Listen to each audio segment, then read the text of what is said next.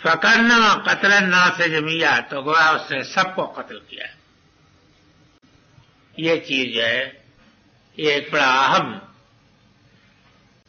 اجتماعی تصور دیا ہے اسلام نے کہ ہر شخص کو یہ سمجھنا چاہیے. اور ظاہر ہے کہ اگر کوئی شخص ایسے مقدمے میں وکالت کرتا ہے جانتے بوجھتے کہ یہ قاتل ہے، تو اس کے معنی ہے کہ وہ اپنے بھائی کے قتل میں مدد کرتا ہے.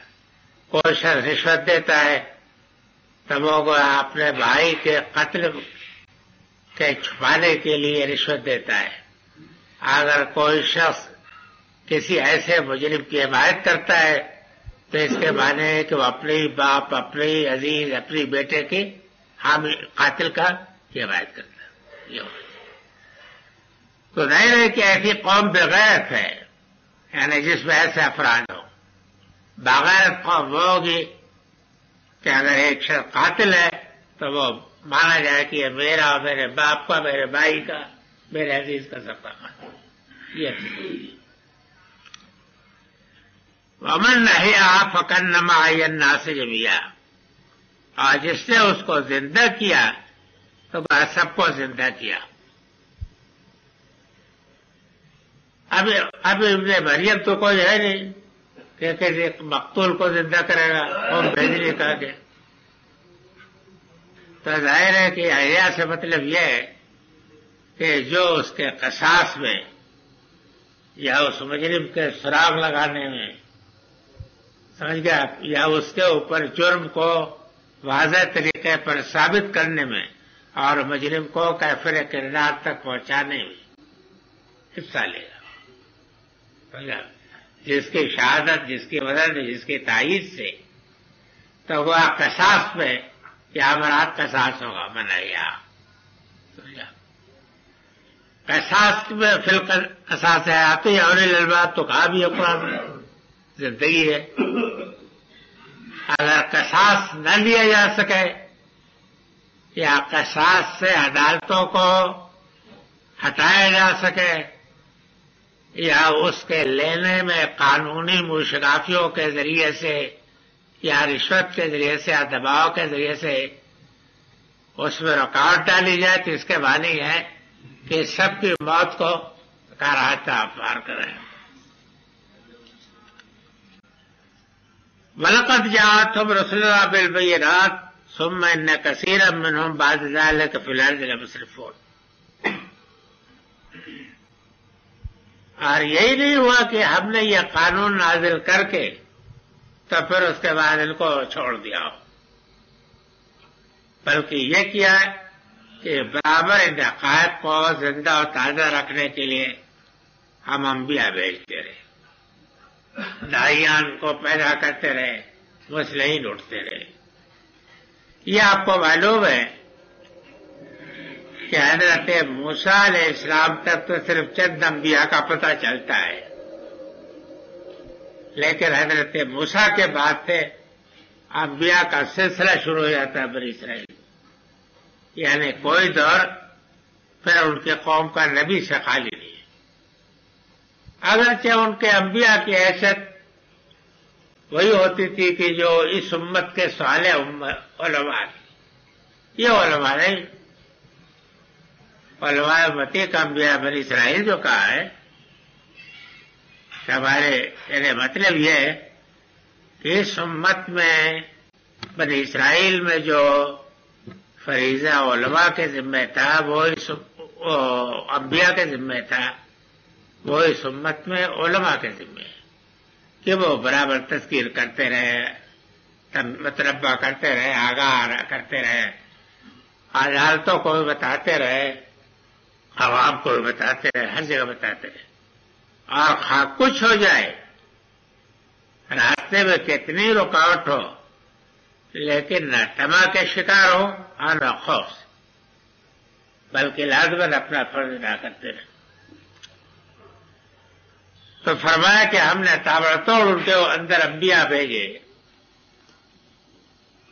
رسلنا بالبینات سے مطلب انبیاء بھیجے، اس لیے کہ اس کے بعد برابر انبیاء کا سلسلہ رہا ہے. سمجھ گیا؟ رسول کا لفظ استعمال کیا ہے تاکہ نبی اور رسول دونوں کو کور کر لے، اس لیے کہ حضرت مسیح علیہ السلام رسول کے حیثیت میں آئے نا. حضرت مسیح علیہ السلام کے متعلق کو قطعی طور پر معلوم ہے کہ وہ رسول کے حیثیت میں آئے، اور کے متعلق میں کسی کے متعلق نہیں کر سکتا، لیکن انبیاء کے حیثیت. تو یہ بھی یاد رکھیے کہ اپنے مشن کے لحاظ سے تو حقیقت میں نبی ہو یا رسول ہو دونوں ہوتے ہیں، رسولوں میں خدا کے فرستادہ ہونے کے. ثم ان کثیرا منهم بعد ذلك فی الارض لمفسدون، لیکن اس کے باوجود ان میں سے اس اہتمام کے بعد بھی زمین میں فساد مچانے والے ہوتے ہیں.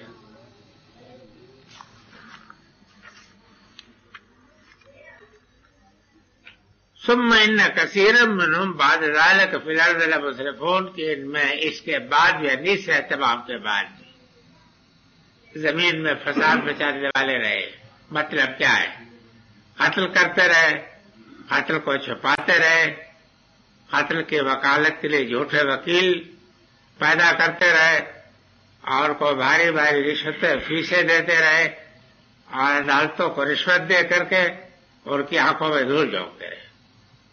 اس کی تاریخ بیان ہوئی. کیا واقعہ ہے کہ بنی اسرائیل کو خود اپنی عدالتوں پر کوئی اعتماد نہیں. اگر اعتماد تھا تو صرف اس اعتبار سے تھا کہ رشوت دے کر کے ان کے سے اپنے آپ کو بچایا جاتا ہے. قرآن میں یہ بیان ہے نا کہ وہ جن معاملات میں سمجھتے تھے کہ اس میں اسلامی عدالت کا فیصلہ مفید ہوگا ہمارے لیے، تب حضرت کے پاس عدالت بلاتے. جب طاقت میں ڈوئلزم تھی، یعنی ایک دائرے میں مسلمان بھی حکمراں ہو چکے تھے یا طاقت حاصل کر لی تھی، اور ایک دائرے میں یہود کا بھی زور تھا، تو اس وقت تک یہ ان کی پالیسی رہی. لیکن پھر اس کے بعد اگر دیکھتے کہ حضرت کا فیصلہ ان کے منشا کے خلاف ہے یا کسی پارٹی کے منشا کے خلاف ہے، تو وہ پارٹی پھر اپنی عدالتوں میں لے جاتی. یہ قرآن میں ذکر ہے. تو ان کا یہی معاملہ تھا. عدالتیں بالکل ہی بے وقت بے وزن ہو گئی تھی. یہ ہے وہ نقلیات کی. اب نظم سے جوڑیے. نظم کا معاملہ جو ہے یہ ایک مسخراپن شروع ہو گیا ہے. حال میں آپ کو کہ کبھی تلاوت کی توفیق نہیں، تدبر کی توفیق نہیں، کوئی دیر پر نہیں گزارے، پیدا ہوئے کسی مدرسے کی نوکری میں، سمجھ گیا صدقے کی روٹیاں کھاتے رہے، اور اس کے بعد اب نظم پہ لے کر کے نظم پر پیسے شروع کر دیے. یہ واقعہ ہے کہ بڑی پتہ کا کام ہے. سمجھ گیا جب تک کہ آپ قرآن کو اپنا ایسا مرکز نہیں بنائیں گے کہ آپ کے تمام علم کا اور تمام فکر کا یہ منبع بن جائے، اس وقت تک قرآن مجید کے معارف نہیں کھلتے.